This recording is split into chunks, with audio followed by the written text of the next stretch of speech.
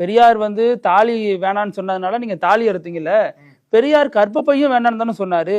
அப்ப நீங்க கர்ப்பப்பையை ஏன் அறுத்தறியல அப்படின்னு சொன்னதோடு இல்லாம 3 பெண்களோட பெயர்களையும் சொல்றாரு.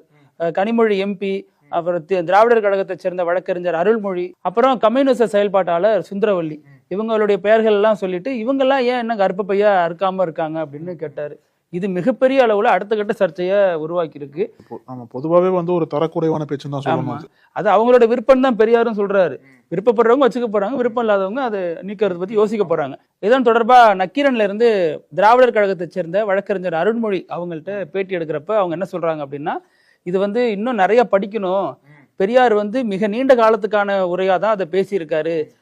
சீமான் இன்னும் முழுமையா படிக்கணும்னு சொல்லிட்டு அவங்க ஒரு விளக்கத்தை கொடுக்குறாங்க.